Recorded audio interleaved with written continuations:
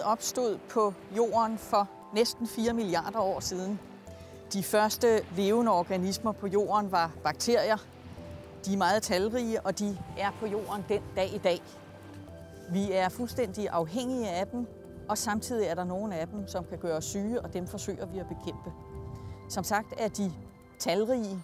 Man kan finde 1 milliard bakterier i en enkelt liter havvand, eller i så lidt som 1 gram jord.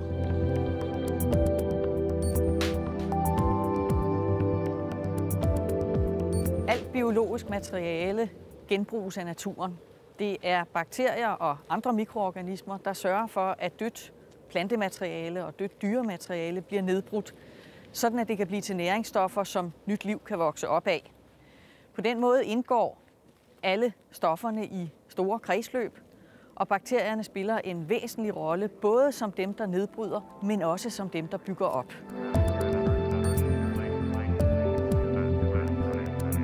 Vi møder bakterierne hver dag og har indrettet vores liv sammen med dem. Nogle af dem er uundværlige for os, nogle af dem beskytter os mod sygdom, og nogle af dem kan inficere os og gøre os syge.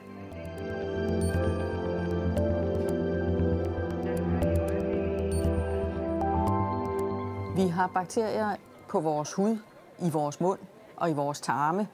Vi indeholder 10 gange flere bakterieceller, end vi indeholder menneskeceller. Det er bakterierne i vores tarmsystem, som er med til at nedbryde den mad, vi spiser, og på den måde er med til at hjælpe os med at fordøje.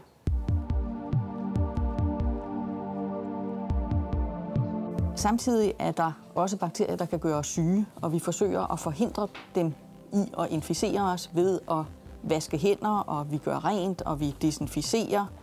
Hvis vi bliver syge, så er der mange af dem, som vi heldigvis kan kurere stadig i dag ved at behandle med antibiotika.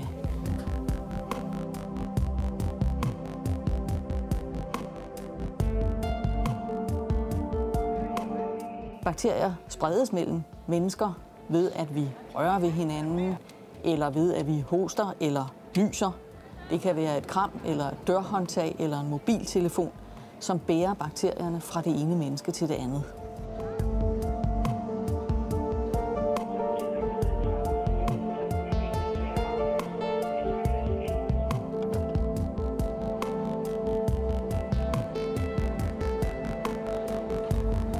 Der er bakterier overalt. Alle insekter og fugle og planter og dyr har deres egen bakteriebefolkning.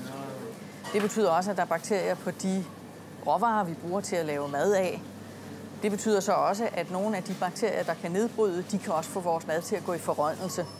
Så i et forsøg på at få maden til at holde længere, så kommer vi den på køl, eller vi kommer konserveringsmidler og salt og sukker på. Det har alt sammen til formål at få bakterierne til at lade være at vokse. Fælles for alle levende organismer er, at de skal have vand, og det gælder også bakterier. Der er bakterier, der skal have meget vand og dør, så snart det bliver tørt, eller vandet er bundet af salt eller sukker. Andre bakterier kan klare sig med mindre vand og kan overleve, men ikke vokse, når det er tørt. Bakterier skal, som alle andre levende organismer, bruge energi og næringsstoffer. Det koster energi at være i live, og bakterier omsætter næringsstoffer for at få den energi, og de omsætter mange af de samme næringsstoffer, som vi bruger. De omsætter sukker, de omsætter protein, og de omsætter fedt. Dyr og mennesker bruger ilt, når de skal have energi. Vi trækker simpelthen vejret. Og der er også mange bakterier, der bruger ilt til at få energi. Men der er også en hel masse bakterier, som kan bruge andre ting end ilt. De vokser uden ilt. Man finder dem på bunden af havet, man finder dem i sedimenter, og man finder dem i mudder og nede i jorden. Der er nogle af bakterierne, der er i de miljøer, som slet ikke kan tåle ilt. Bakterier, som vokser uden ilt, eller endnu ikke kan tåle det, kan man også finde i vores tarmsystem. Bakterier er encellede organismer, og de vokser ved at dele sig. En bakterie bliver til 2, til 4, til 8, til 16, og hurtigt er den ene bakterie blevet til millioner eller milliarder af bakterier. I laboratoriet kan man få bakterier til at vokse, hvis man giver dem de rigtige næringsstoffer. Hvis man tager en kødsuppe og størkner den med geleringsmiddel, så kan man få den enkelte bakteriecelle til at blive liggende på samme sted og så deler den sig og bliver til millioner af celler, som danner en koloni. Bakterier er meget nyttige organismer. De producerer stoffer, som mennesker bruger hver dag.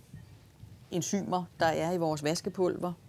Medicinske stoffer, som vi bruger til at bekæmpe sygdomme. Og de er vigtige ved produktion af fødevarer.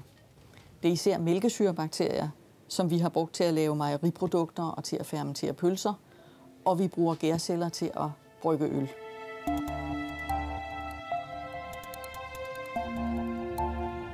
Bakterier kan også være nyttige i landbrug og plantebrug, hvor de nogle steder kan bruges som biologiske bekæmpelsesmidler og på den måde begrænse brugen af sprøjtemidler. De er med til at sikre os rent drikkevand, fordi de er en uundværlig del af biologisk spildevandsrensning, hvor de er meget effektive til at nedbryde det organiske materiale.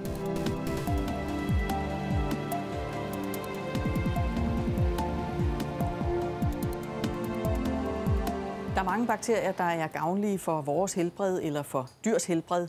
Sådan nogle helbredsgavnlige bakterier kalder man for probiotiske, og dem kan vi for eksempel bruge til at forhindre mave-tarmsygdom hos mennesker. Men man kan også bruge probiotiske bakterier, for eksempel sådan en som den, jeg står med her, som kan forhindre sygdom hos små marine fiskelarver. Bakterier bliver brugt meget i forskning. Det gør de, fordi de vokser og formerer sig så hurtigt, og fordi vi i dag i detaljer kan studere deres gener og deres arvemateriale. For eksempel er vi i dag i stand til at sætte nye gener ind i arvematerialet hos en bakterie og få den til at producere en masse af nogle stoffer, vi er interesseret i. Og det kan for eksempel være nye farvestoffer, eller det kan være stoffer, som vi bruger i medicinsk forskning.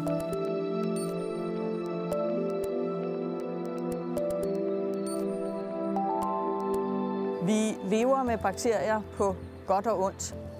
Det er en utrolig sejlivet form for liv. De har været på jorden i milliarder af år, før vi kom til. Og hvis man forestiller sig, at vores liv på et tidspunkt rinder ud, så vil de nok stadig være her. Så på den måde vil de første også blive de sidste.